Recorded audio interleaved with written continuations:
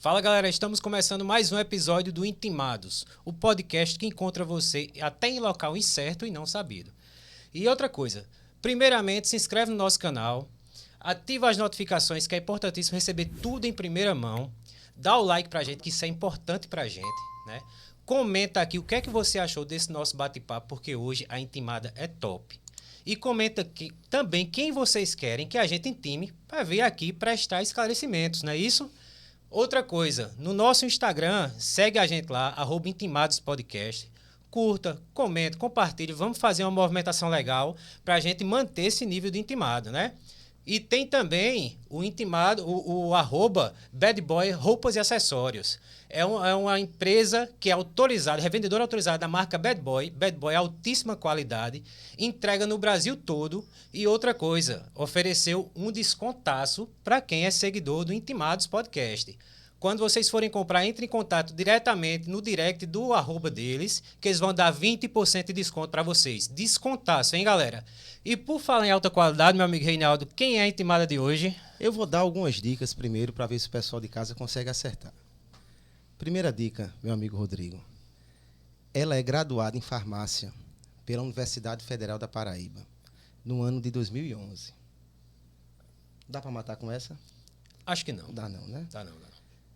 Ela é mestre em produtos naturais e sintéticos bioativos também pela UFPB. Ainda não dá, não. Porra, não dá não, velho. Dá não. Caralho, tá difícil, hein, bicho? Tá. Eu vou dar outra dica.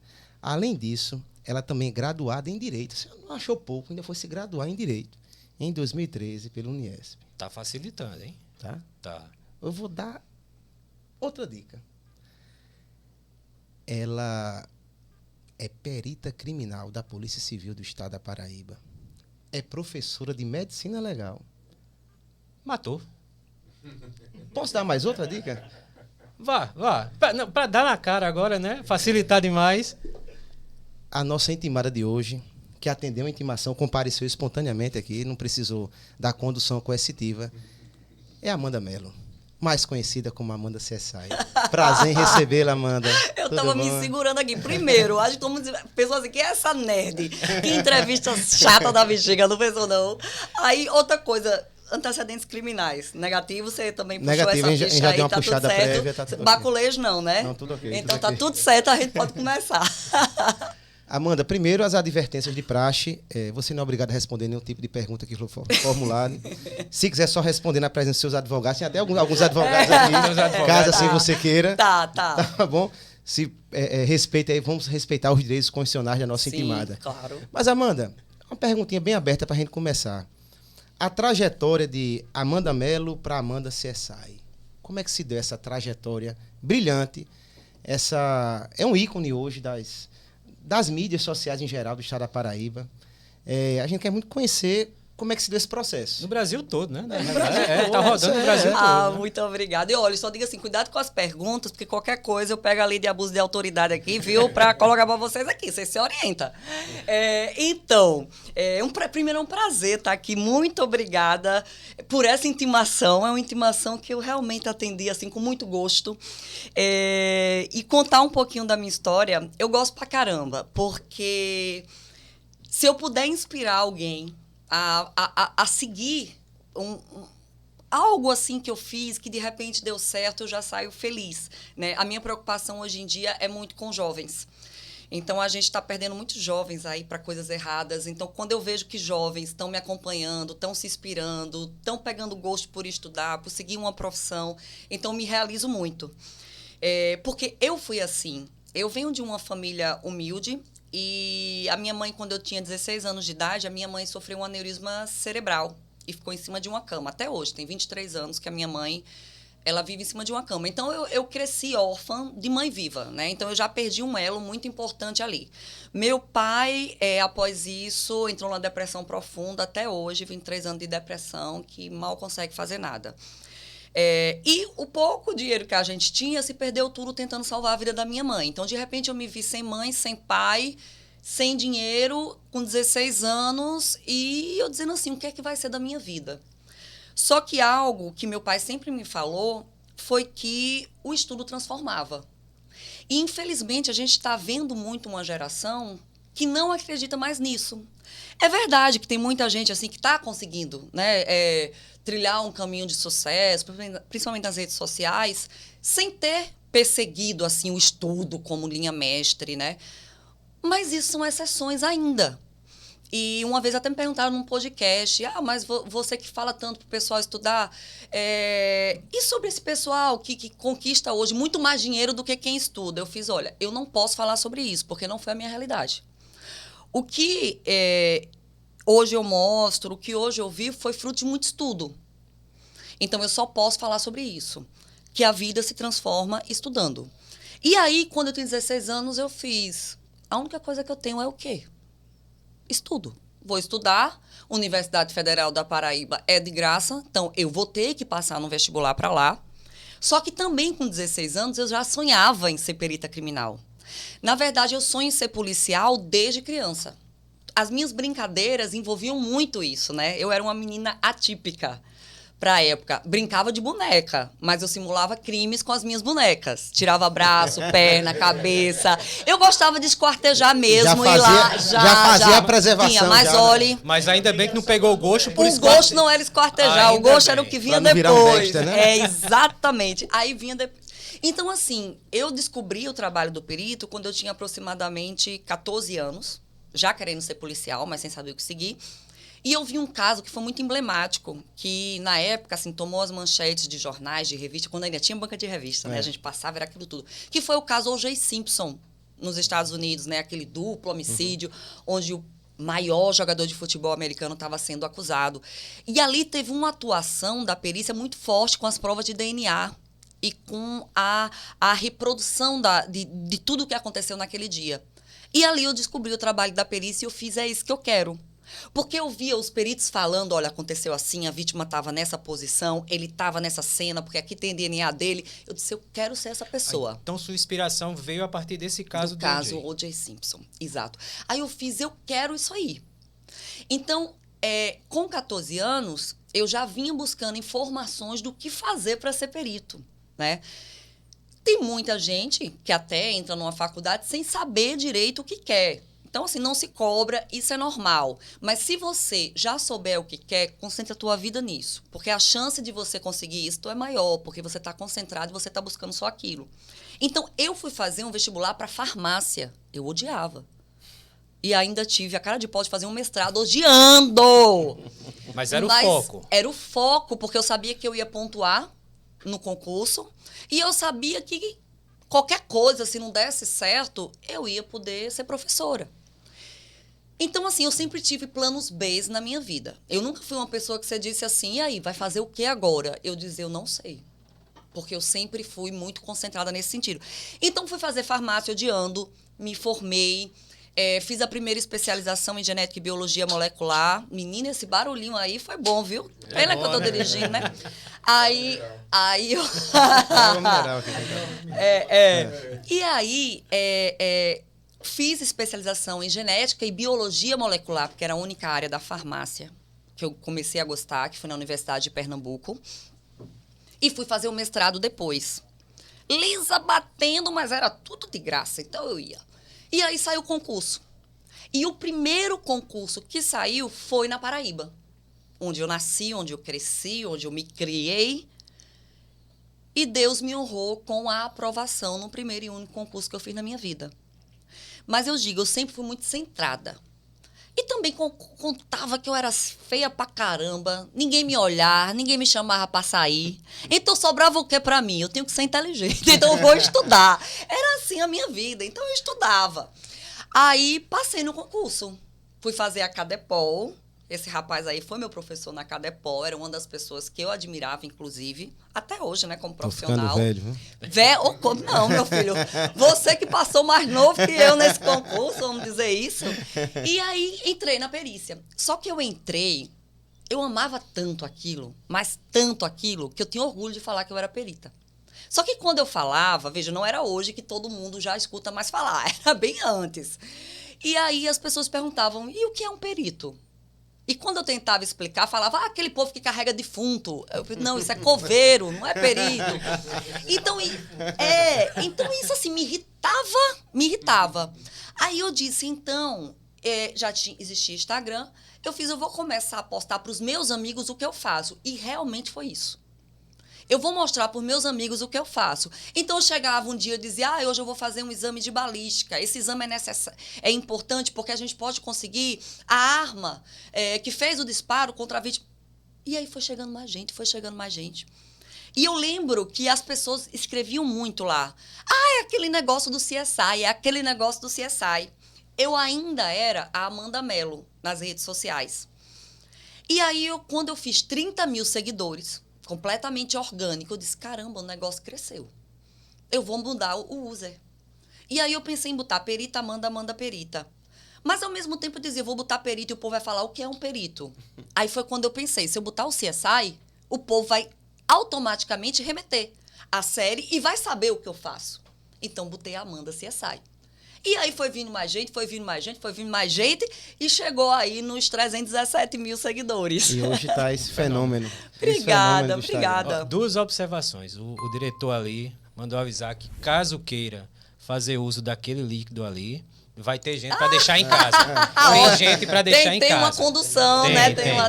E segundo ponto, o redator vai ser demitido, porque já botou uma pergunta aqui no meio, ela já respondeu, né? Então, a gente vai demitir. Eu falo depois. Pra caramba mesmo mas aqui, ó. Assim, vamos lá. Mas, assim, essa atividade policial, ela é extremamente ligada à atuação masculina, machista. Sim. O que é que você vê nesse meio? Você se sente discriminada, alguma coisa desse tipo? Bom, existe uma diferença mesmo no ambiente. Principalmente, assim, pela capacidade, né? Mas isso acontece muito na rua, eu percebo muito na rua. Em laboratório, já é algo mais tranquilo, que é onde eu estou atuando hoje. Mas na rua, é tipo assim, eu não sei se ela aguenta isso, se tiver um tiroteio, onde é que ela vai se esconder? Subir aquele morro ali, como é que vai ser isso. E assim, eu sempre tive, assim, eu acho que o meu maior processo de discriminação na polícia não foi por ser mulher, mas foi por ser uma pessoa que tinha conteúdo nas redes sociais. E isso eu sofri muito e sofro até hoje. Porque eu escutei muito a expressão, e escuto até hoje, de peritinha de Instagram. Então, para muitas pessoas, eu não tenho capacidade técnica alguma. Mesmo tendo um currículo, tendo, como o Reinaldo falou, um mestrado, 2 graduações, eu tenho 2 especializações também, uma delas pela Academia Nacional de Polícia.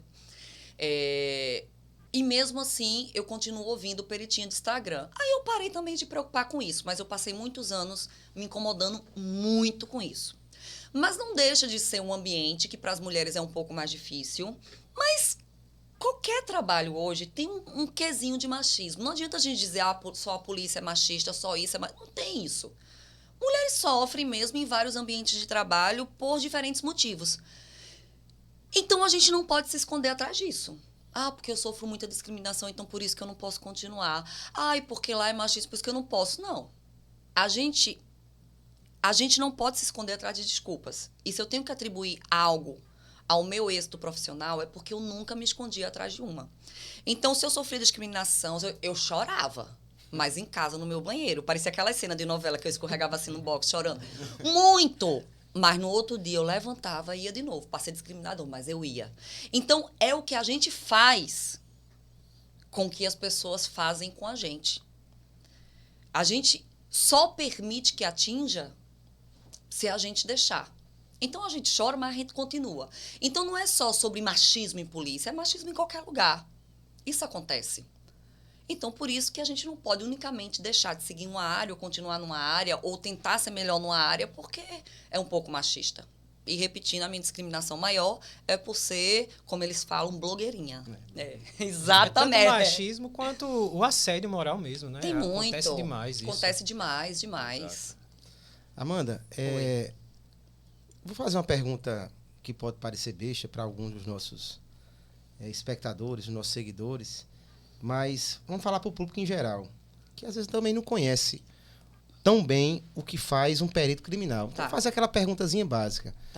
Amanda, o que é que faz um perito criminal e como é que eu faço para ser um perito criminal? Um perito criminal, ele trabalha com análise de vestígios. Vestígios é tudo aquilo que pode ter relação ou não com o fato criminoso.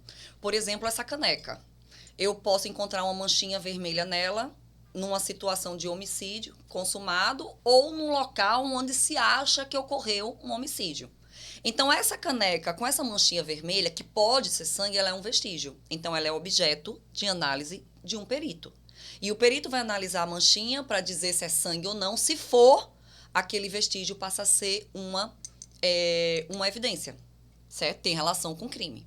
Se não for, a gente descarta, é um vestígio ilusório, tá?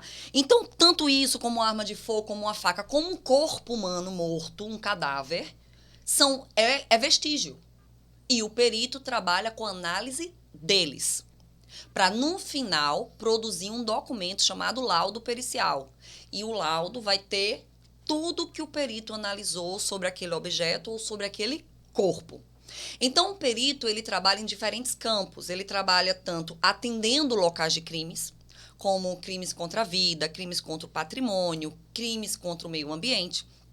Ou ele trabalha internamente, como a gente fala, que são nos laboratórios forenses.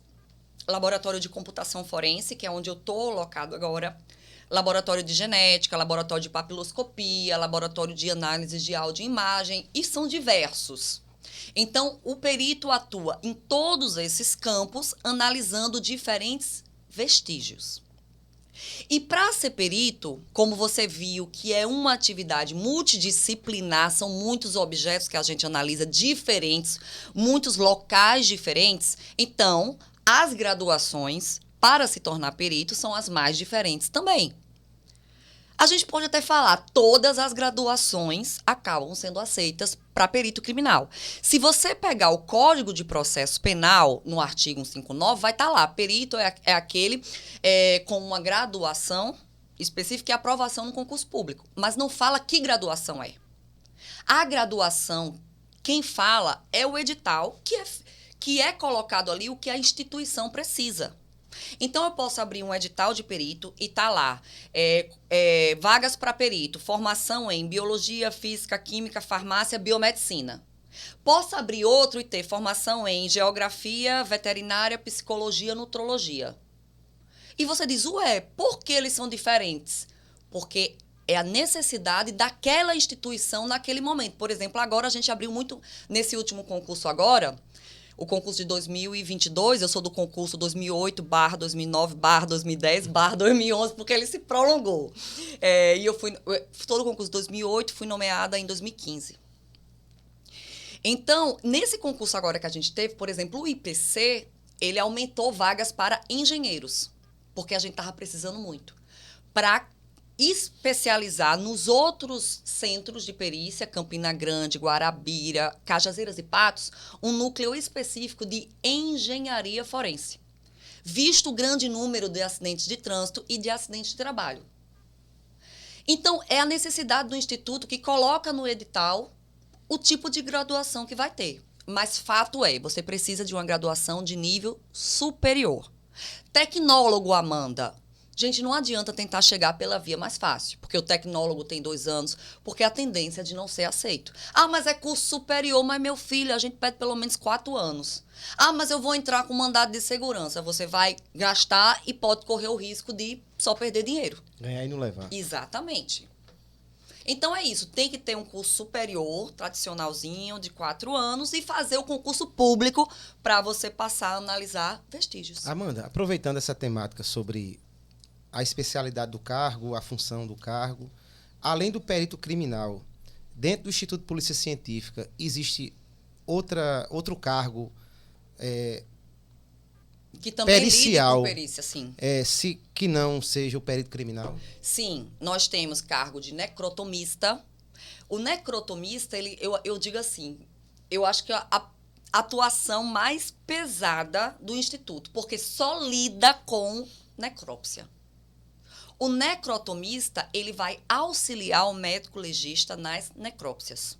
Claro, pode ter, de repente, um necrotomista lotado num outro setor, mas a função primária, que é aquela que você vai pegar um edital e pode ter, é de fazer necrópsia. Então, o necrotomista é quem abre o cadáver, é quem retira os órgãos enquanto o médico está analisando e fazendo as anotações. Que delícia, hein? Não é maravilhoso? Que delícia. Imagina um putrefeito. É uma coisa bárbara. E aí, além do necrotomista, a gente tem técnico em perícia. O técnico em perícia, ele tem um papel de auxiliar o perito criminal. Então, ele pode auxiliar em local de crime, auxiliar em laboratório. Como também pode ser locado com um outro tipo de trabalho, certo? É policial civil, ele pode, de repente, ser chamado para alguma outra função. Então, necrotomista, técnica e perícia. Papiloscopista. Papiloscopista trabalha com análise das impressões digitais. O trabalho do papiloscopista, o campo de atuação varia muito nos estados brasileiros. Por exemplo, em São Paulo, o papiloscopista vai até a cena de crime. Aqui na Paraíba não vai. Só vai o perito e o técnico. E o perito é quem coleta as impressões digitais e analisa. E o papiloscopista, ele está na identificação civil e criminal, na coleta e identificação de impressões digitais de criminosos e para fazer a carteira de identidade. Me diga uma coisa, seguindo essa questão, você falou em cadáver, falou nessas coisas aí deliciosas, né? É para você que vai tomar um banhozinho agora, usar sabão. É verdade que o corpo, ele pode se transformar num material parecido com sabão? Se transforma, chamado de pocera. Tem que ter um processo de decomposição em um ambiente específico. Aí acontece a transformação do corpo, mas não é tão fácil a gente ver não, tá? Mas se transforma mesmo numa grande massa untuosa, amarelada, gordura, vira sabão. Lembra do sabão aí, viu, galera? E cheirosa, Verdade. né? Verdade, muito. Verdade. Mano, então já aproveitando essa vibe, pra você, assim, um tempo já de carreira que você tem, um tempo de carreira já consolidado, você é um nome consolidado hoje na Paraíba, reconhecida nacionalmente. Eu falo isso sem me sentir por presente, não, mas eu participei já de alguns cursos nacionais e tu trabalha com a Amanda CSI, Qual foi o caso assim mais emblemático? Eu sei que tem vários, em qualquer profissão, isso aí qualquer profissão. Mas qual foi aquele caso mais o caso mais emblemático que você vai guardar? Sim. As pessoas fazem muito essa pergunta, assim, Amanda, qual o caso que mais te marcou? Eu digo, vamos lá, marcou com relação à violência, marcou com relação à investigação, não, marcou profissionalmente. No geral. Profissionalmente. No geral, quando me fizeram essa pergunta, de cara, a primeira vez que me fizeram, de cara veio um caso. Então eu fiz, então só pode ser esse, né? É isso. Que foi um caso que teve um julgamento agora, recente, que foi o caso Patrícia Roberta, que conta a história de uma menina que veio de Caruaru para se encontrar com um rapaz que ela se comunicava por rede social. Que é algo que, infelizmente, tem muito. As meninas se arriscam e rapazes também para encontrar uma pessoa que você não tem o menor contato, não sabe como ela é no dia a dia, só conhece por trás de uma tela. E essa moça veio. Comunicou a mãe, que veio, mas não comunicou o pai, a mãe também não comunicou. E veio para cá se encontrar com um rapaz. Primeiro dia foi tranquilo, no segundo dia ela começa a mandar mensagem para a mãe, dizendo que ela está trancada dentro da casa, com todas as janelas fechadas, portas, e ela não consegue sair. E aí a mãe diz, tá, minha filha, vai me dando notícias. E aí passa um dia inteiro, o rapaz não volta e a menina está trancada dentro da casa. E aí quando vira o dia, a mãe pergunta, ela fala, ainda estou aqui, mãe. E a mãe diz, olha, assim que ele chegar, você vem embora. E até assim, eu acho que a mãe, coitada, eu conversei com ela após, o quanto ela lamentava por não ter dito assim, não ligou para a polícia para ir tirar ela da casa. Porque a gente ainda acha muito que não vai acontecer nada demais com a gente, né? Acha que aquilo é normal, você ficou trancada 24 horas dentro de uma casa com um rapaz que você não tinha contato, mas é normal, quando ele chegar eu vou embora. E a mãe disse isso. E até que chegou uma hora que ela mandou uma mensagem dizendo, mãe, ele chegou. Ela fala, pois venha embora para casa. Aí ela parou de responder o celular. 48 horas depois, sem contato nenhum com ela, os pais vêm para João Pessoa, que eram de Caruaru. A mãe contou para o pai veio, se desesperou, porque disse que ele tinha que ter sabido desde o início, e até culpou a mãe por isso, foi bem triste. Vieram e foram na delegacia dizer isso, que a mãe estava desaparecida. Resultado, pediram a perícia, caiu para mim, 5 horas da manhã na casa dele. E ele já tinha saído da casa. E essa casa comecei a analisar e por alguns elementos, são detalhes, que aí é um perito com um olhar mesmo diferenciado que percebe, eu concluí que a menina estava morta. Que não era simplesmente, foi tá usando drogas por aí, ou saiu com ele, ou voltou para casa e não contou aos pais, não sei. Mas ali com elementos, a menina tá morta, e eu até falei pro delegado, ela tá morta.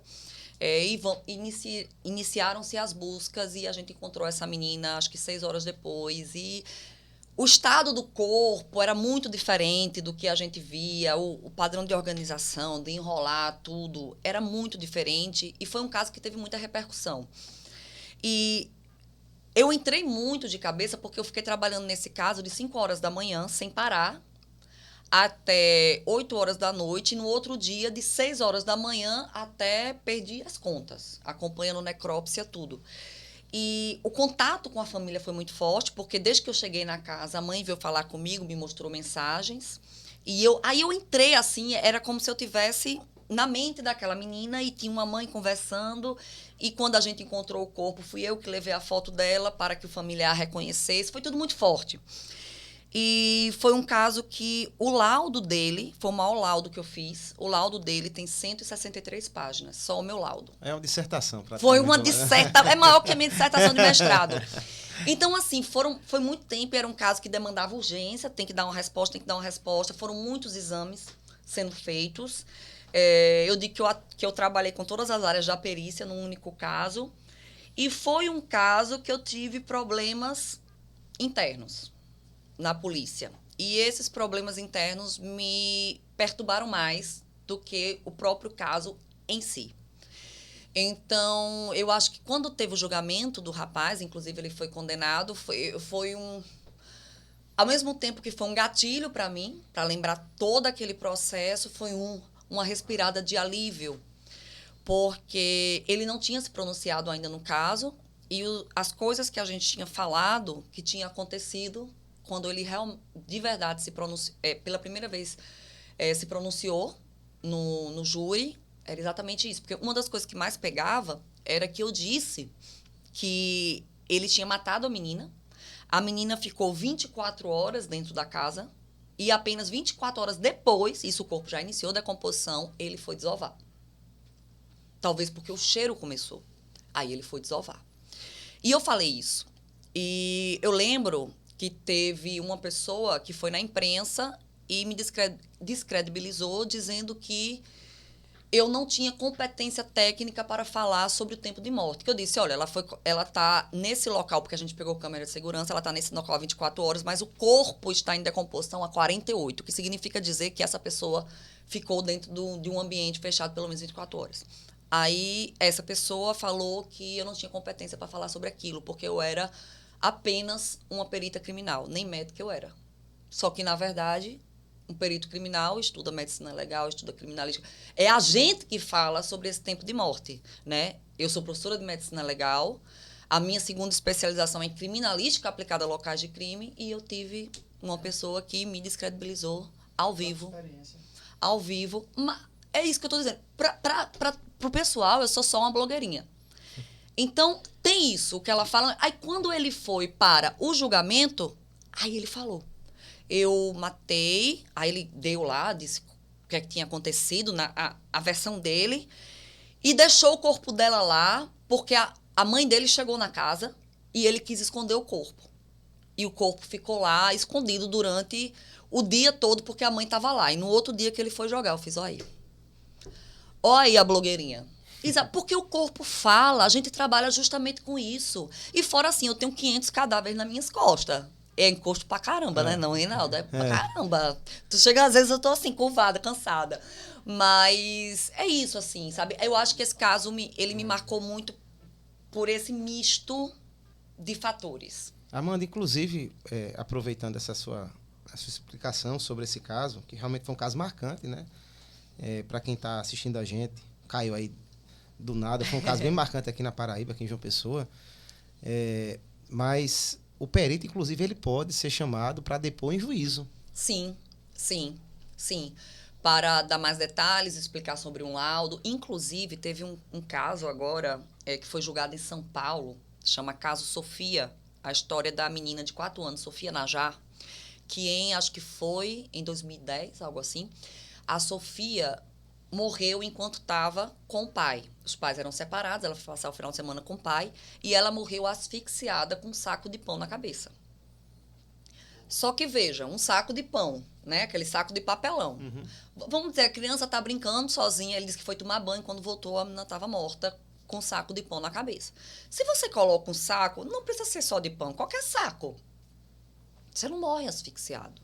Você tem que fechar ele completamente para nem um pouco de ar passar. Então, uma menina de 4 anos vai permanecer fechada aqui e sem respirar e não soltar? Fora isso, a menina tinha um tímpano estourado, a menina tinha vários hematomas na parte interna da boca, isso é muito comum em estrangulamentos ou sufocamentos. Ela sangrava pelo nariz, isso aí também da ruptura de tímpano. E a perícia mostrou que era impossível ser um acidente, como o pai alegava, e todos esses fatores. Inclusive, aí porque você falou, Reinaldo, os peritos foram até chamados em juízo para explicar, assim, mais uma vez o laudo, porque às vezes a gente produz um laudo, a linguagem técnica, o magistrado pode não entender, então ele chama lá para que se explique novamente, ou para fazer novas perguntas. Então, se queria saber se realmente era impossível. Só que esse caso foi para um tribunal de júri, não foi julgado por um juiz singular. E o tribunal de júri reconheceu que foi só um acidente. Mesmo com toda a perícia falando sobre isso. E isso é desesperador para um perito, para uma mãe, porque é ciência. Não é o perito homem que está falando, mulher que está falando. O que está falando é a ciência. Eu lembro, Renato, teve um caso assim que eu entrei. Eu peguei um caso que ainda não foi julgado aqui, que foi um suicídio simulado. Segundo a perícia, assim, pela análise da cena, o marido simulou o suicídio da esposa. E eu lembro que esse caso caiu para mim, no meu primeiro ano como perícia. Fui acionada para o local, era um local chamado como local de suicídio. Ela deu um tiro na cabeça, local de suicídio, fomos. E quando começou a analisar o corpo, até posição do estojo, era uma pistola, modificação da arma do crime no local, de forma assim... Você sabia que não era normal a forma que tinha sido recolhida. E principalmente, aí vem o principal, o padrão do orifício de entrada, que mostrava que não tinha sido um tiro a curta distância ou encostado, o que é se esperado num suicídio. Ah, mas por quê? Porque a pessoa não vai esticar a mão? Porque nem ela querendo. A gente encontra um padrão compatível com o tiro à distância, porque a distância do braço não ainda gera o que a gente chama de efeitos secundários do tiro. Então, mesmo que esteja com a mão toda esticada, você ainda vai ter características de um tiro secundário. E ela não tinha nenhum, de efeitos secundários, ela não tinha nenhum. Então, com tudo isso, eu lembro que a gente até perguntou no local, tinha mais alguém na casa, tinha chance de ter entrado alguém na casa, e não tinha. E aí foi feito todo o laudo, o resultado, ele foi preso no velório dela. Foi preso. E eu lembro que era uma delegada que estava no caso, que eu gosto muito, e ela fazia assim, você tem certeza? Quando se chegou lá, eu disse, olha, porque quem atendeu na época era a Flagrantes, que atendia suicídio. Tanto que foi a Flagrantes. Quando falou, isso aqui é homicídio, tudo internamente. Aí se acionou o homicídio. Aí era uma delegada amiga nossa que estava, e ela olhou para mim e fez, você tem certeza? Porque eu vou prender. Aí eu juro, eu não vou mentir, não. Eu fiz, meu Deus, será que eu tenho certeza? Eu estremeci na base. Porque ela olhou para mim de uma forma, você tem certeza? Porque eu vou prender agora. Ou prendo ela ou prendo você. Aí eu fiz, meu Deus. Aí eu fiz, me dê um minuto. Aí a gente vai ligar para quem? Eu não tenho problema nenhum em dizer, eu quero que você me ensine, eu não sei o suficiente, por favor, confirma se é isso aqui. Eu nunca tive problema com isso. Então, na mesma hora, eu liguei para quem era a minha referência em local de crime, que naquela época era Ebert. Ebert, muito bom. Liguei para Ebert. Aí, Ebert chegou para mim, aí ele fez, eu vou aí. Eu estava na central de polícia, eu vou aí. Aí fui conversar com Ebert. Aí, Ebert chegou e fez, Amanda, como você concluiu isso? Aí eu concluí assim, assim, assim, assim, assim. Tá. Isso que você está me dizendo é da sua cabeça ou você viu em algum lugar? Não, isso aqui eu vi no França, tal, isso aqui eu vi no Tocheto, isso aqui eu vi... Amanda, então não é você que está dizendo. É a ciência que está dizendo que foi um suicídio. Aí eu achei aquele tão bonito. Aí eu falei, é a ciência que está dizendo. Aí eu fui para ela, para a delegada, vice, doutora... Tenho certeza, mas quem está dizendo é a ciência. Eu me arrepiei. É de verdade, foi muito bonito isso, eu nunca esqueço. Eu, no lugar dessa delegada foi também, bonito. Eu tinha metido as algemas também. Viu? Foi bonito. Aí foi pro velório, tava tendo o velório dela. Aí foi, menino, Foi. E aí eu lembro que teve uma coletiva de imprensa, foi a única coletiva de imprensa que eu fui chamada, né? Ela me chamou, menina, eu tava lá. Aí ela passou a voz, eu falando, né? Aconteceu assim, aí fui descrevendo como tinha acontecido o fato. E eu lembro, assim, que ele atrás, ele tava a todo momento, fui eu, isso aí tá tudo errado, isso aí tá tudo errado, isso aí tá tudo errado. Ele não parava de falar. Tu tava, Reinaldo? Eu tava. Ou foi em outro? Não sei, não me Que lembro, não. Tantos que casos até, já, mano. eu não sei, sabe por quê? Eu só fui chamada para uma coletiva na minha vida. Porque eu lembro que ele falava, e eu acho que foi tu que olhou e fez, vamos ficar quieto aí, vamos ficar quieto. Eu preservo todos os vamos direitos. Ficar quieto aí. Constitucionalmente assegurados. Não, ela tava com câmera, tu, vamos ficar quieto aí. Você não fala aqui agora não. Aí lá. Aí quando eu fui falar, que eu comecei a dizer, aconteceu assim, ele se calou. Como se dissesse... PQP, como é que sabe que foi assim? Mas eu já fiz, sabia? Uma reprodução simulada, que eu disse que aconteceu assim, e o acusado olhou pra mim e fez, e a doutora tem bola de cristal, é? Aí eu falei, não, é a ciência. Então, assim, aí foi muito bacana. E eu lembro que o pai dessa moça chegou pra mim, até o caso Patrícia Roberta, esse tinha me marcado mais. E o pai da moça chegou pra mim e veio me agradecer. Muito obrigada, muito obrigada. Aí eu fiz mas muito obrigada. O sofrimento, assim, de uma filha que foi morta, foi assassinada. Aí ele disse, não, a dor de pensar que ela cometeu suicídio era muito maior. Agora meu coração descansa. Diga aí, me arrepiei de novo.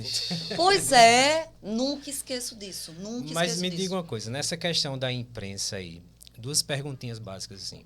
Como é que você lida com a imprensa? Como é a sua relação com a imprensa? E se a imprensa, num caso desse de repercussão, pode atrapalhar na investigação?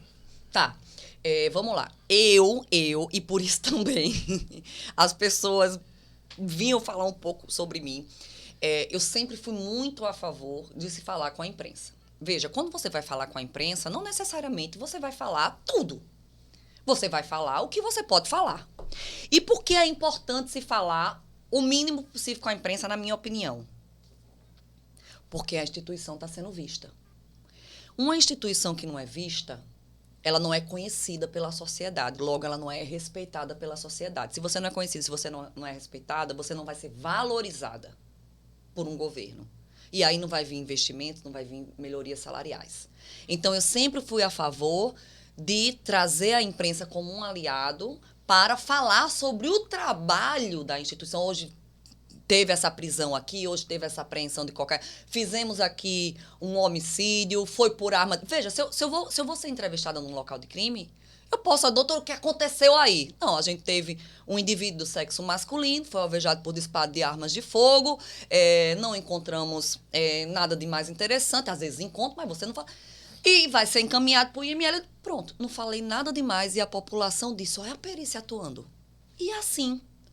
Quando eu entrei no IPC, se partia do princípio de que perito só fala através do laudo. Eu achava isso absurdo. Aí também se dizia que era mais absurdo. A arma do perito é a caneta. Eu falei, tá bom. Então pronto, vou andar com minha caneta. Aqui no... Era um absurdo, sabe assim? E aí eu comecei a ir contra isso. Aí no início me puxavam as orelhas, eu dizia, tá bom, pega aí minha matéria, que foi que eu falei demais. Pega aí não sei o que foi que teve demais. E assim você vai abrindo portas e fazendo a instituição ser reconhecida, ser valorizada. Então, eu sou a favor da gente sempre ter contato com a imprensa. Principalmente porque, se a gente tiver uma imprensa contrária a nós, a gente vai inverter valores. Porque vai ser uma imprensa que vai atacar a polícia e transformar a polícia em bandido. E uma sociedade não pode enxergar a polícia como um inimigo. E a imprensa pode fazer isso, que é o que a gente vê muito por aí. Então, a gente tem que ser tratado como aliado. E a imprensa pode atrapalhar investigações? Olha, depende muito do tipo de jornalismo que está se fazendo. A gente tem jornalistas que são muito sérios, que se você fala, olha, não solta essa informação, ele não solta. E já tem outros que ele está ali mais para crescer o nome dele, ganhar aquele espaço ou reconhecimento. E a gente vai reconhecendo esses profissionais ao longo da caminhada. Para dar o furo, né? Exato, para dar o furo. Mas eu já tive vários que chegaram a dizer, doutor, tu sabe disso? Pelo amor, não fale isso agora não, porque não está podendo não. E não falava. Agora, Amanda, aproveitando, você está falando sobre a sua relação com a imprensa. Sim. Mas tem uma relação bem interessante que você também tem, que algumas pessoas comentam, que é a sua relação com os defuntos. Eu soube que você tem um viés mediúnico. Não é necrofilia, não. Não. Mediunidade, é mediunidade. Mediunidade de conversar com os defuntos, com os cadáveres, com os famosos decujos. Eu já não achava um marido, agora que eu não acho mesmo, meu filho. Você Conta está essa me história aí pra gente. prejudicando. Que história é essa? Você não é obrigado a responder nenhuma pergunta. Não, agora eu me sinto no dever de responder. Pela manutenção aqui da minha integridade psicológica. Então, meu amigo, eu tenho uma mediunidade um pouco desenvolvida e eu não quis desenvolver mais. Eu disse, é melhor parar por aí. Porque começaram a me dizer, quanto mais você mexe aí, mais essa mediunidade vai crescer. Eu falei, pode parar aqui que eu não quero, não. Vamos deixar isso quieta, quero nada. Mas o que é que os bichinhos falam com você? Diga aí. Eu vejo, a minha mediunidade é mais de visão.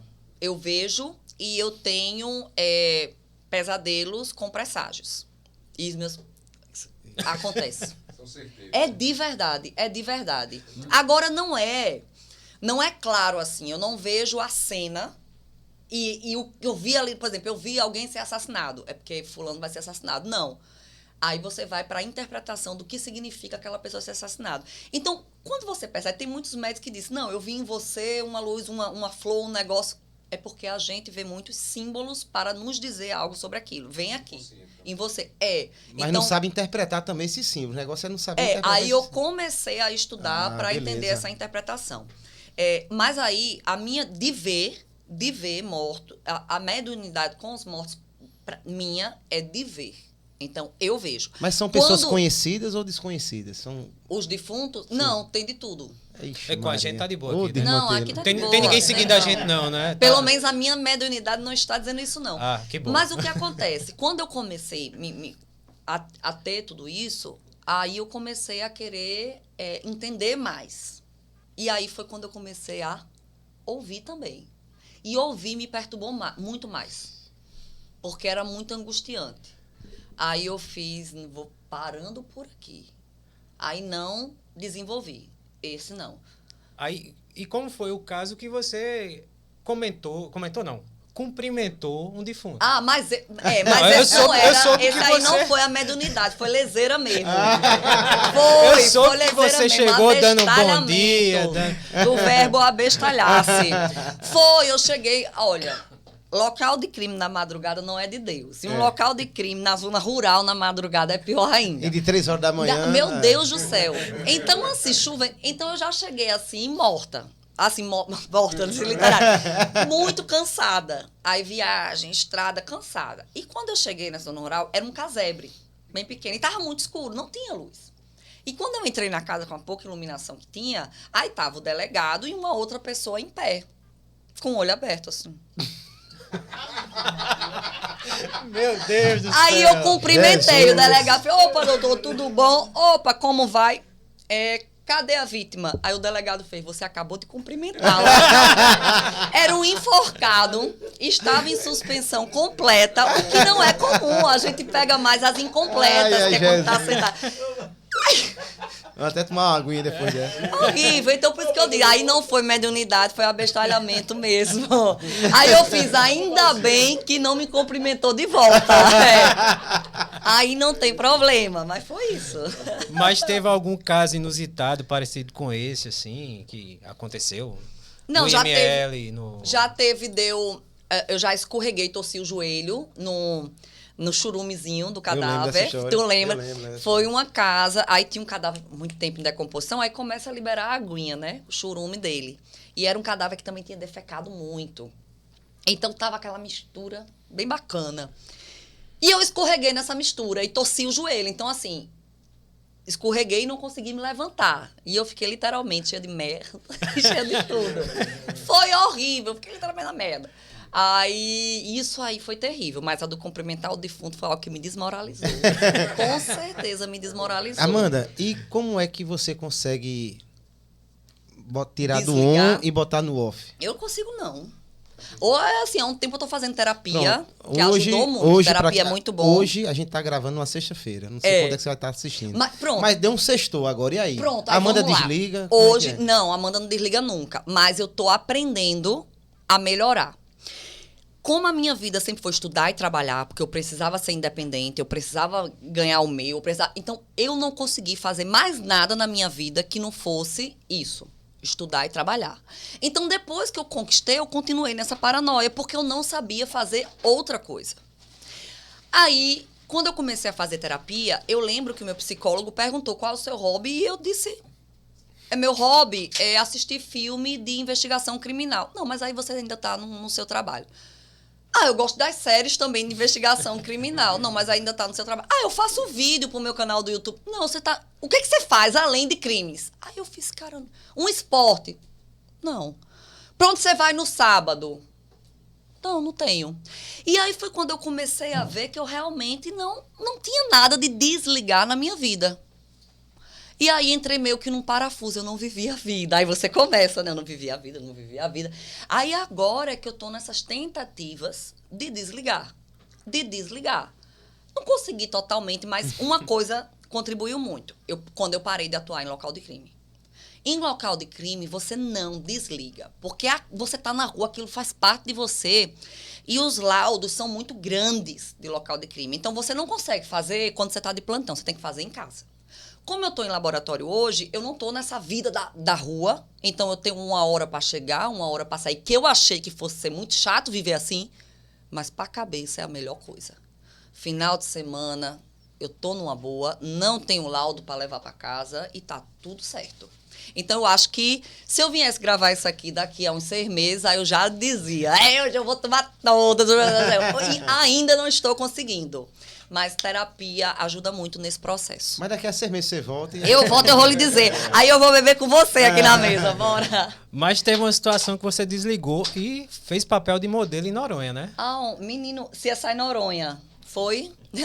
Eu fui palestrar. O quê? Como foi essa história? Menino, fui convidada para palestrar em Noronha. Eita, olha pra isso. E fez papel de modelo lá, viu? Aí foi. Aí teve um fotógrafo lá que chegou para mim e disse: olha, eu queria lhe fotografar. Aí eu lembro que eu ainda estava meio ruim do joelho. Eu fiz, meu Deus, mas eu não sei fazer as poses. Não, olha, mas eu não tô malhando. Ele, Photoshop. É Photoshop naquelas fotos. Tem Photoshop. Aí ele fez, mas eu ajeito, vai ficar belíssima. Eu fiz, pois vamos, belíssima. Aí pronto, mas ele diz tudo. Faça pose tal, faça isso tal, faça isso tal. Aí tem hora que eu tiro as fotos da minha bio, né? Que tá de biquíni, eu faço... Aí tem hora, assim, que eu quero ser valorizado um pouquinho, aí eu boto, aí eu fico tirando e botando ali aquelas fotos. Mas a internet não perdoa, não. Tem outros portais lá. Não sabia não. Achei que era só o meu Instagram, misericórdia. Amanda, filho. e como é que você faz para administrar essa sua extensa agenda? Até para marcar a intimação para hoje, mas você atendeu de uma forma, foi na hora. Meu filho foi porque foi você, porque eu sei que você é brabo. Eu ia vir no grito nada, menino, eu ia vir nesse grito. Mas como é que faz para administrar a vida de perita, professora, escritora, influencer, palestrante, modelo? Vamos lá. Eu era muito exército para essas coisas. Quando eu profissionalizei o Instagram, até ter o meu rompimento de ligamento, eu tinha hora para tudo. Hoje é dia de gravar isso, hoje é dia de fazer isso, hoje eu vou fazer laudo, hoje eu vou fazer isso. E eu não tinha vida. E final de semana, vou dar uma aula fora, vou fazer uma palestra fora, Não tinha, mas eu gostava, era a minha vida. Só que isso foi maltratando o meu corpo, foi maltratando minha cabeça. Até que Deus me obrigou a parar, que foi quando eu rompi o ligamento. Parada, eu fiz o quê? Fui escrever o 2º livro. O corpo adoeceu, mas a mente não se embora produzir. Mas também me fez refletir muito sobre essa vida que eu levava. Por quê? Porque quando eu adoeci, eu não conseguia levantar da cama só, eu não conseguia tomar um banho só, e eu não tinha ninguém para me ajudar. Eu já não tinha mãe, não tinha pai, e eu não tinha amigos, porque eu não fazia, porque eu só trabalhava. E isso me fez refletir muito. Refletir muito, muito, muito. E quando eu fui me recuperando, eu disse, eu não quero mais fazer essa vida louca que eu fazia. Porque como era? Toda palestra, vamos embora, vamos embora. Toda aula, Amanda, a gente queria que desse aula disso aqui. Eu nunca tinha dado. Eu ia morrer de estudar, mas eu ia dar aquela aula. Porque eu tinha que trabalhar, eu tinha que produzir, eu tinha que fazer meu dinheiro. E hoje eu não faço mais isso. Hoje, podcasts, eu recebo muitos convites. Eu digo assim, não, nesse aqui eu vou. Não é que eu não Aqui vou... não foi um convite, não, foi uma intimação. Foi uma intimação. Por isso que eu vim. Eu ia lá arriscar uma coercitiva. Mas por quê? E não é assim, meu critério não é não. É um podcast pequeno, tem nada a ver.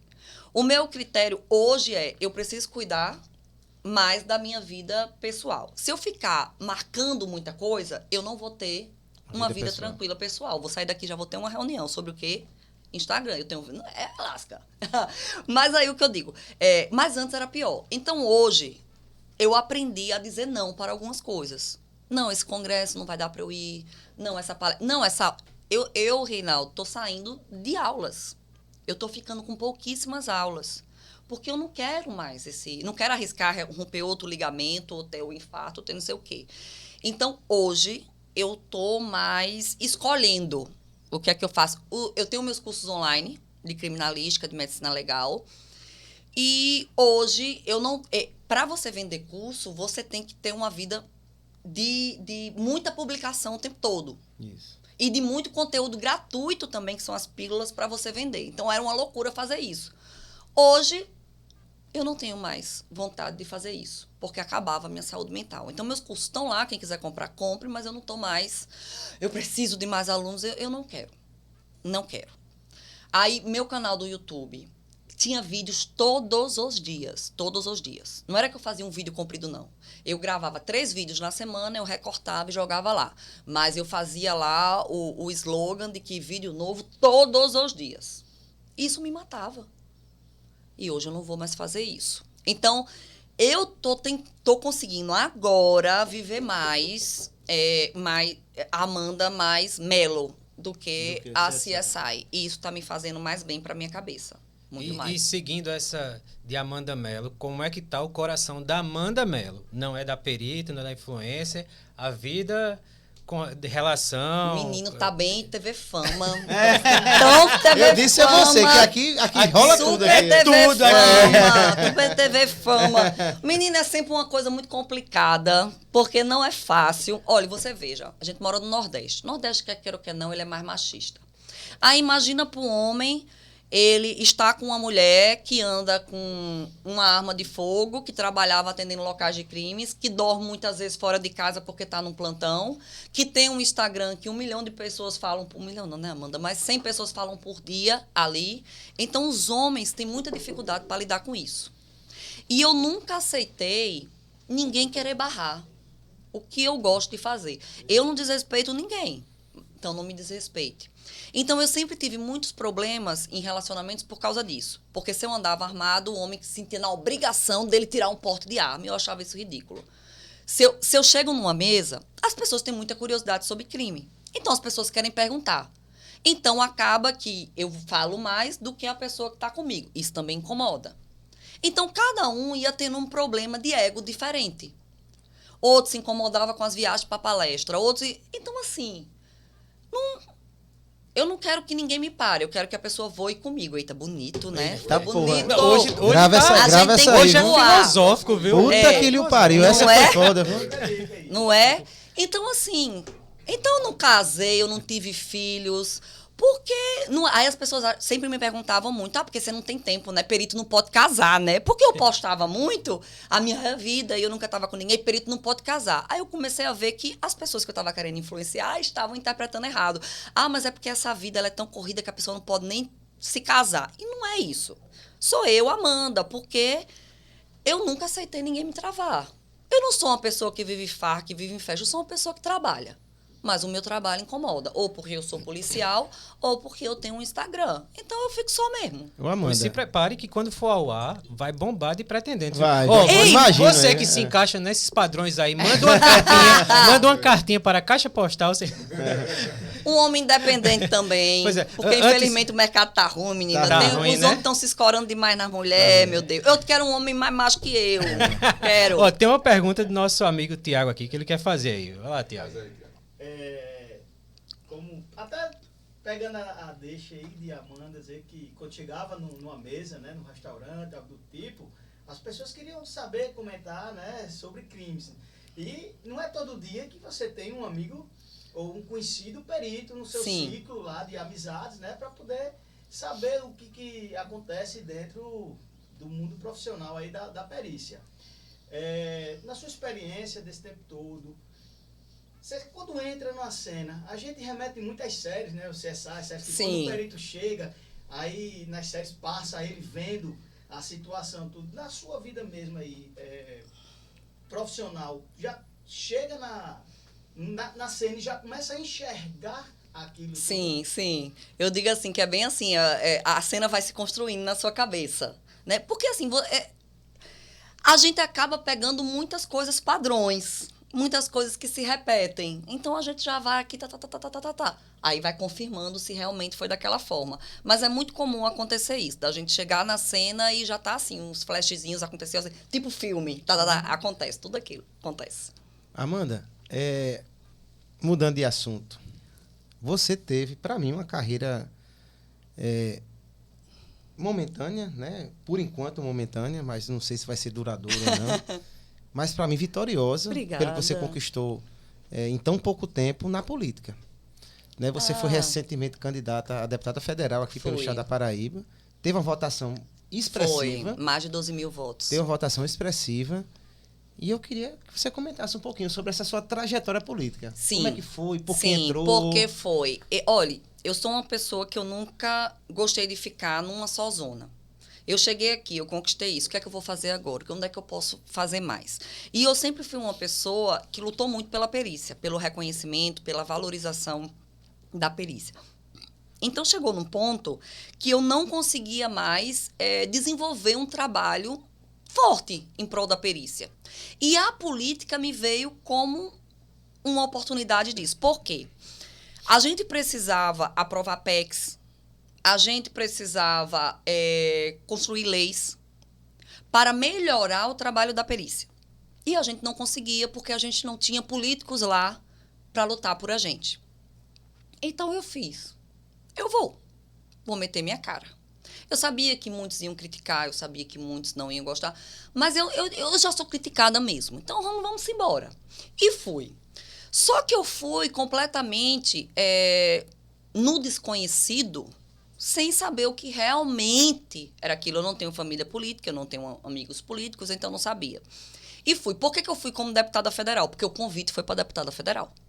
Muita gente devia esperar e começar como vereadora. Eu nunca fui chamada para ir como vereadora, mas eu fui chamada para ir como deputada federal, então eu não vou.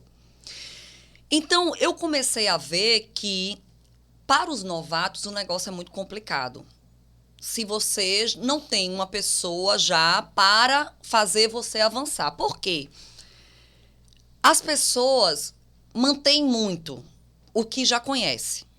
Então, se alguém que ele já conhece não tiver com você debaixo do braço, o negócio complica porque você não consegue chegar até essas pessoas. E dinheiro conta muito.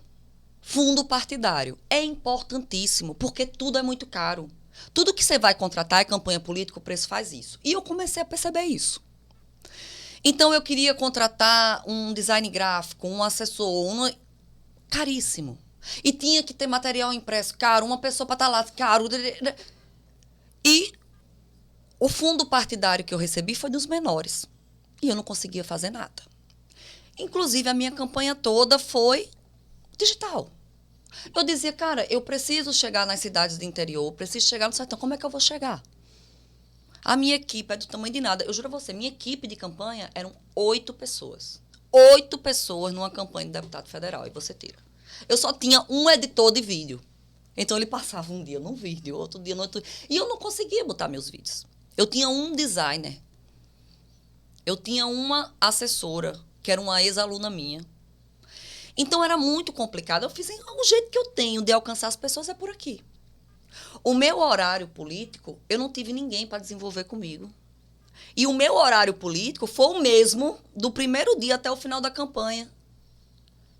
Porque então, assim, não mudaram. Diante dessa experiência, Então, você é favorável ao fundo partidário? Sim, é importante. Agora, você tem que ter um controle muito grande disso. E hoje, se tem um controle maior disso. Se tem um controle maior. Porque, assim, eu digo pela minha experiência própria.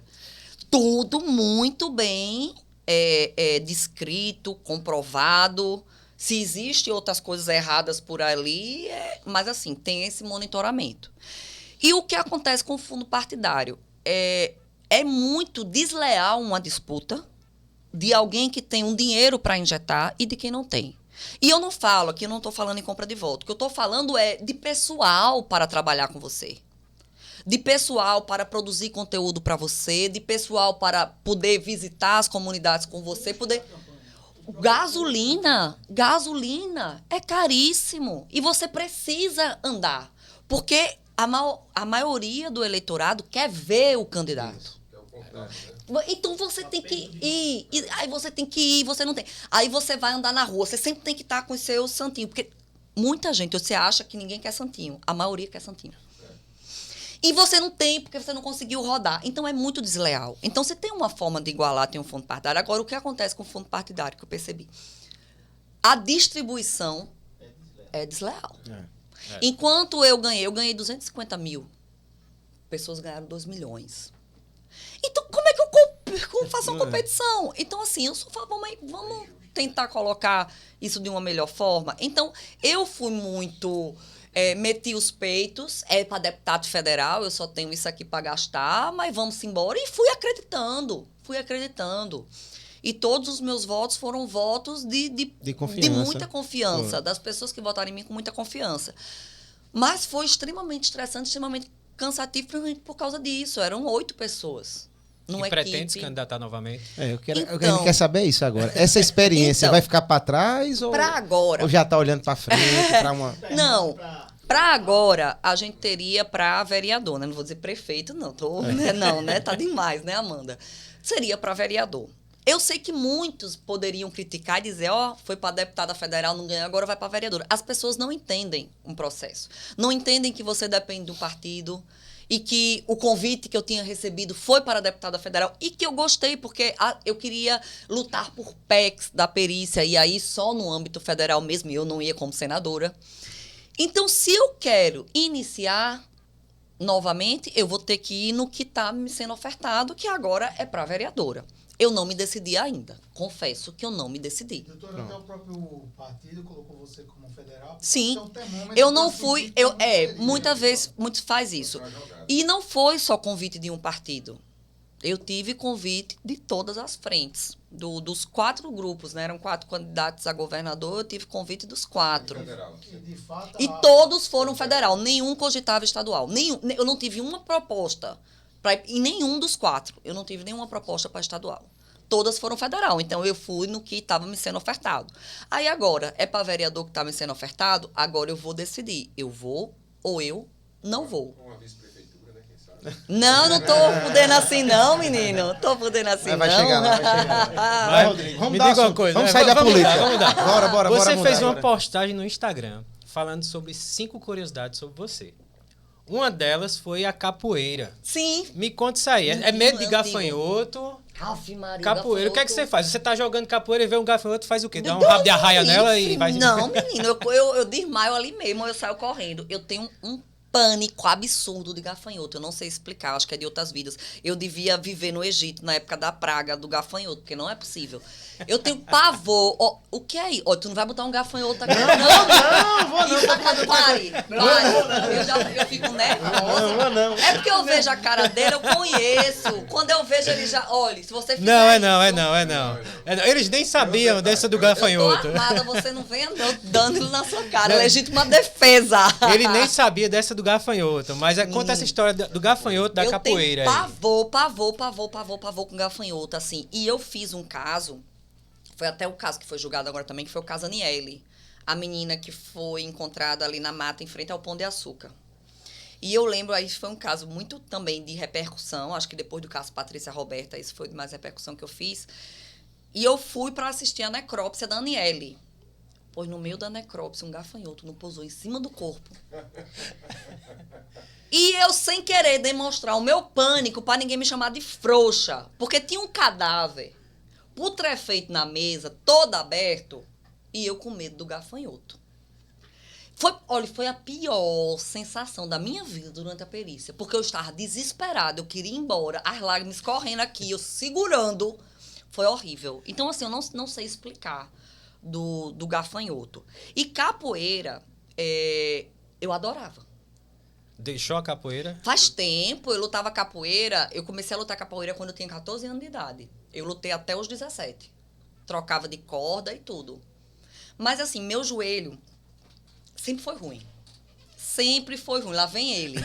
Sem gafanhotos. Você vá pra longe. Ele vem sem gafanhoto. Olha, eu sempre gostei muito de praticar esportes. Pratiquei vôlei durante 7 anos. Mas meu joelho não permitiu ir muito além. Não permitiu. Então, a capoeira ficou pra trás, o vôlei ficou pra trás. A gente vai fazer uma gravação lá fora, você jogando capoeira, viu? Não, meu filho. E agora, com o joelho operado, tu quer que eu vire meme? Não sei nem pra onde vai. Uma estrelinha eu não dou mais. Vamos mudar de assunto. Vá. Vamos sair do gafanhoto. É melhor você já andar tá com todo a arma encabulado. de fogo do que com a capoeira. Amanda, um assunto Oi. sério, que Diga. hoje em dia está, infelizmente, na pauta, né, diária do telejornalismo, principalmente policial. Tá. Assédio, tu já sofresse? Assédio? Sim. Redes sociais. Ambiente de trabalho. Sim. Na universidade. Sim, e aí? pesado. Eu acho que Como é que você lida com isso? o assédio mais pesado que eu sofri não foi quando policial, foi antes, no emprego privado que eu tinha. Na verdade, eu tive 2 empregos, os 2, eu sofri assédio moral e assédio sexual. E é desesperador. E antes de ser policial, eu era mais boba. Depois de ser policial, eu virei mais safa. Hoje, se o homem vier com uma graça dessa, ele tá lascado. Mas naquela época, não. Eu era muito boba. Então, eu sofria, eu chorava e eu não conseguia sair daquilo. E eu já tive, num desses assédios, eu já tive um homem que olhou pra mim e disse: você nunca vai ser ninguém na vida se não for por mim. Espero que ele esteja vendo esse podcast aqui. Vai ver. Tomara que Falou. esteja. Mas Tomara é que realmente esteja. isso. Mas é realmente isso que acontece. Na polícia, eu não tive. Graças a Deus, sempre fui muito respeitada. Mas antes disso... Em sala de aula. Em sala de aula, é aquelas piadinhas chatas que o guri acha que ele tá arrasando. Tipo o e, quê? pelo amor de Tipo Deus... o quê, professora? Desde o do me prenda, Ah, desde o Jesus. me prenda, a quem vai morrer sou eu, e não sei o quê. Ai, professora, eu não consigo me concentrar na aula, só na senhora. Começou chamando de senhora, meu filho, você já vai pra longe. Então, se assim, fudeu tem aí já. sempre essas piadas, sempre esses negocinhos que aí, oh, meu Deus do céu. Mas não pela dá, sua não. experiência, você nesse cargo, você é uma mulher empoderada, é uma mulher que luta pelo direito das mulheres também. Sim. O que é que você indica para alguma mulher que passa por isso ou que já passou? Qual a sua dica? Denunciar o primeiro ponto, porque é crime. E muitos desses cafajestes continuam fazendo porque ninguém tem coragem de denunciar. Eu sei que é difícil, muito difícil. Mas se você conseguir buscar essa ajuda, buscar esse auxílio, faça. Se não, eu sei que também é complicado deixar um emprego, mas sua saúde mental está em primeiro lugar. Porque senão vai ter um problema maior. Amanda, eu vejo muito no seu Instagram que você comenta muito sobre séries Sim. e filmes. Você indica para a vida dos nossos seguidores, das pessoas que estão aqui, que aterrizaram aqui durante esse podcast, assistir alguns filmes, algumas séries. Tem muitos muito legais. Os de investigação, eu gosto muito dos clássicos, assim, que virou clássico agora, né? Mas é da nossa época. Que é tipo O Silêncio dos Inocentes, O Colecionador de Ossos. Nossa, de Seven. investigação. Seven é maravilhoso. Qual que mais? Tem um que é... não sei o que, Borboleta, que é com Morgan Freeman. Bom, mas já esses aí, Seven, O Silêncio dos Inocentes, O Colecionador de Ossos, Um Crime Perfeito, Incrível. que é maravilhoso. O paradoxo de Dexter. O Dexter é muito legal. Ele é o profissional e ao mesmo tempo... É o Serial Killer, é maravilhoso. A gente tem muitas séries assim. Em termos de séries, para quem quer entender um pouco da área, tem um chamado Mind Hunter. O Mind Hunter é uma história real de um agente do FBI que foi o primeiro que foi conversar com presos violentos. Porque o FBI partia da premissa, e o FBI guia, né, as polícias do mundo. Então, o FBI partia da premissa que um criminoso era muito violento, de matar pessoas em virtude do meio que ele cresceu. E teve um agente no FBI que começou a questionar isso. E para conseguir entender, foi conversar com pessoas violentíssimas de crimes mais emblemáticos nos Estados Unidos. E conversando com eles, ele viu que muitos ali não cresceram num ambiente violento. Então, ele começou a questionar e veio com a teoria do que não é só o ambiente, né? O ambiente pode estartar, mas isso também é algo individual, que não está relacionado ao meio ambiente. Então, isso foi muito importante. Porque quando você começava a procurar um criminoso, você começava a traçar o perfil dele, você ia atrás de alguém que cresceu nesse ambiente. Aí você não pegava um Ted Bundy, que foi um dos maiores serial killers dos Estados Unidos, e o Ted Bundy era da alta sociedade, trabalhava no Partido Democrático dos Estados Unidos, assim como o Killer Clown, né, o palhaço assassino. O palhaço, Ele também. Ele tem fotos com o presidente dos Estados Unidos, o Ronald Reagan, na época, né? E acima de qualquer suspeita. Então, como é que você conseguiria prender um homem assim? Porque ele não ia entrar no perfil da polícia. Então, ele começou a questionar isso e, inclusive, foi a partir disso que veio a expressão serial killer, porque não existia até então. Então, o Mindhunter, ele é muito interessante porque ele conta essa história. E outra série é O Povo contra O.J. Simpson, que conta, é muito bacana. muito bom. Então, essas duas, assim, para você que quer passar um final de semana legal, pode assistir, que é muito bom. Tem um filme na Netflix que estreou há pouco tempo, mas que ele já tem um tempinho que ele foi lançado, que chama Terra Selvagem. É uma história real também, é muito forte, mas é muito bom. E o True Detective da HBO? Não vi. Não viu Não ainda? vi. Pronto. Não vi. O redator está indicando para você. Essa aí. Ah, vou ver. Não vi. Conversa gostosa. A nossa intimada de hoje, a gente passava aqui a tarde, a noite, a madrugada toda conversando. É um assunto inesgotável. Não sei se vocês gostaram em casa, mas eu sei que ela tem hora também. Então a gente já vai partir para as nossas alegações finais. Eita, gostei. Doutora Amanda, a gente vai fazer aqui um bate-bola, um ping-pong. Tá, vixe, tu nem me avisasse. Uma perguntazinha assim, rápida, com resposta breve. Diz. Tá bom? Rodrigo, Do começa. que você se orgulha? Da minha trajetória. Do que você se arrepende?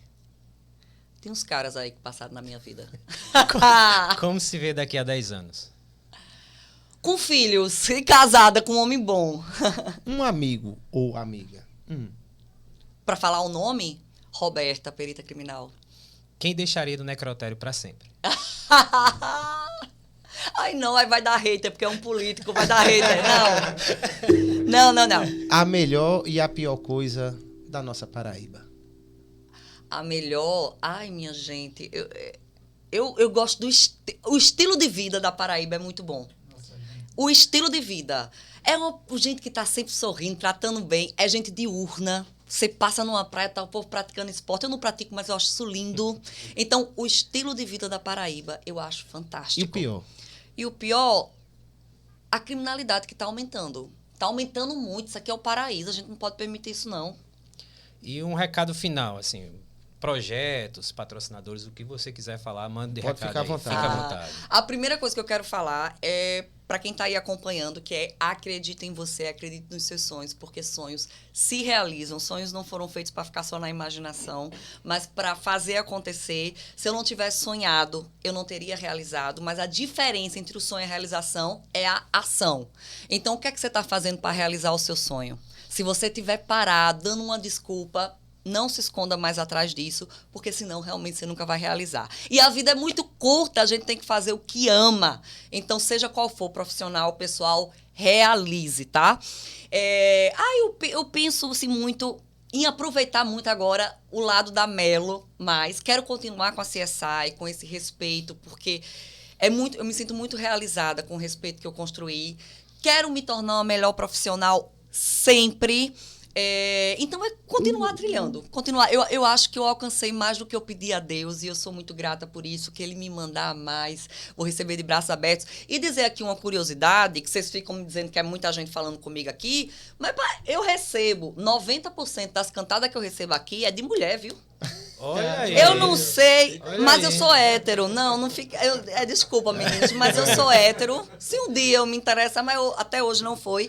Mas, assim, é mais de mulher. Aí eu não sei se é porque eu sempre, assim, não posto ninguém comigo e elas acham que, de repente, é por isso, ou pelo meu estilo mais independente, Ou policial. porque intimida o homem, né?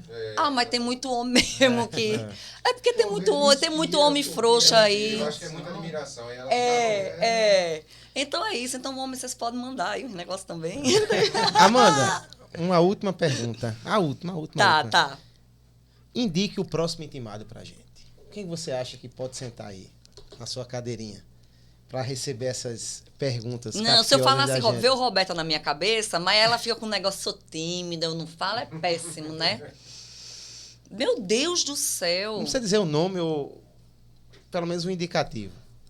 Eu não faço ideia. Não faço ideia, meu Deus. Imagina, eu respondi todos esses negócios difíceis, dar um nome de uma... Eu não sei. É de qualquer área. Eu pensei no nome, mas... A quem você indicaria? Eu não Qualquer sei. área. Nessa não pode se resguardar o direito de ficar calada, viu? Essa pergunta tem que responder. Eu tenho... Se quiser falar com Beyoncé para ela vir para cá, a gente aceita também. Não, Desse tipo, eu assim. tenho, olha que loucura. Eu tenho um ex-namorado que é muito meu amigo e eu admiro muito ele como profissional, muito. O cara tem uma mente extraordinária, que chega a parecer um doido. E é uma pessoa, assim, além de visionária, aquela pessoa que diz assim, vamos realizar e vamos curtir a vida. Eu acho que ele teria muita coisa para acrescentar. E ele é muito divertido, chama Felipe Gaudêncio. Show. Então, Tá esse anotado. intimo aí para vocês. Vamos fazer o levantamento dele. Amanda, a gente só tem a agradecer a sua presença aqui. O agradecimento é inesgotável aqui, a fonte de conversa. A gente passaria aqui da noite à madrugada, uns 3 dias conversando. Satisfação gigante. O assunto da aqui, Obrigada. a gente foi tentar seguir o roteiro aqui, mas o roteiro foi... Nada, não Desculpa, deu para seguir. redator, mas... porque o assunto foi fluindo, as perguntas foram fluindo junto com a resposta. Amanda, você é uma pessoa sensacional, Paraíba lhe Obrigada. ama. Oh, meu Deus. Você é uma pessoa muito respeitada, você já conquistou seu espaço dentro da sociedade, não só paraibano, como nacional, como você bem sabe que é reconhecido nacionalmente. Desejo todo sucesso do mundo para você. Você está sendo uma das primeiras entrevistadas da gente, intimadas, né, do nosso podcast. Pequenininho, modesto, que a gente tem essa pretensão de crescer. Agradeço demais mesmo, de coração, você ter comparecido aqui. Eu sei que sua agenda realmente é muito agitada. Rodrigo. Não, você já falou tudo. Não tenho mais o que falar. E quem é doido de recusar uma intimação? Não, Quem é doido? Não, satisfação gigante da gente. Você é um fenômeno na internet e vai ajudar bastante o nosso podcast. E eu tenho certeza que todos irão gostar desse bate-papo da gente. Muito obrigada, foi um prazer participar. Show. Valeu. Valeu.